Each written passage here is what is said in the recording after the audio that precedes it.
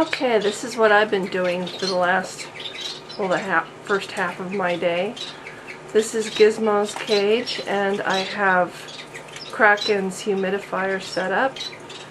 So it's putting some nice steamy, moist air into Gizmo's area. This Gizmo, I don't think the iguanas have been getting enough of that, so that's good. There's Gizmo back there, right behind this little hot rock that I have wrapped up in towels.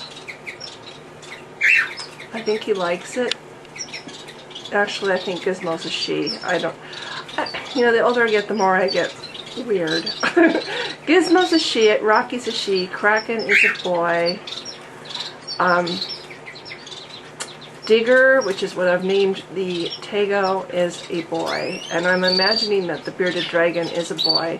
I haven't named him yet. He has such a great little personality. I want to name him something good. So the bearded dragon doesn't have a name yet. So anyway, there is Gizmo in her enclosure with that nice steam going into her cage. And over here, where my dresser used to be, I have Rocky. This is Rocky's new setup. I got this cage yesterday. It was going to be for my birds. But then I decided I was going to get this Chinese water dragon. And everything changed. This became Rocky's cage. And then I had to run out and get stuff to make that work. It's not complete yet, but it's getting there. And I put the big humidifier that I was using for the whole room at the base of Rocky's cage. And that's until, you know, she hardly ever goes to the bottom of her cage. So then this way the steam is going right up to where she is. And what I might do is try to do what Josh did with his humidifier. I might go out and buy a hose and try to make it so it's I can direct the steam a little bit better, like Gizmo had it. I also might order another Blizzard humidifier because I like them, and I can get them on Amazon for about $40. And the Tego downstairs still needs to have one. So. And then over here's my new one, and I have this is what I was talking about, the reptile humidifier. I have this one set up, and this is for the Chinese water dragon, who's right there, and this is Krakken. I'm keeping his name because he's a teenager, according to Josh, and he's used to it.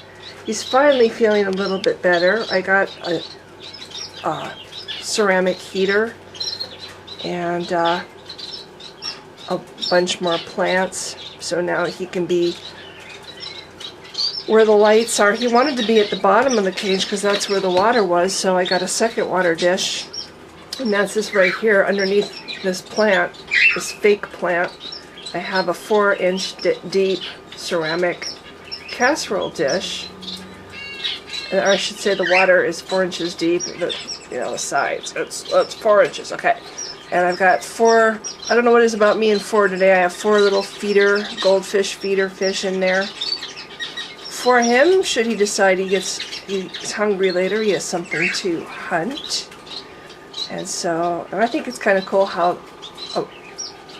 half the water container is covered with this plant, and this branch down here actually goes inside the casserole dish and comes up. It's on an angle, and that's where he's sitting. So he's got a branch over the water, which is something they really like. It makes them feel safe. And so I wanted to set that up, and the best part is it's high now, so he can be up by the light and have everything he likes, the water and the branch and everything, but it's closer to the heat source, because earlier he was down here, and I had this branch with the suction cups over this little dish of water, and he was quite happy there, but the heat source was too high and it wasn't getting to him.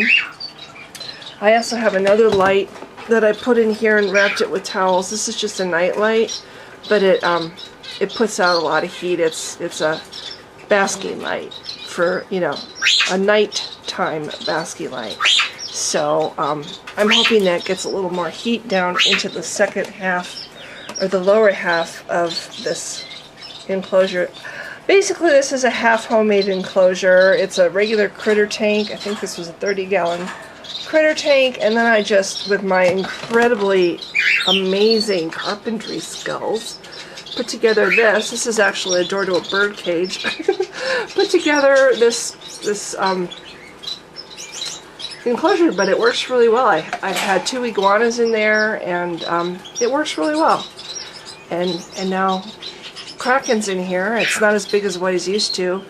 His former enclosure was 5 feet long, 3 feet high, and 2 feet wide. So this was one spoiled lizard.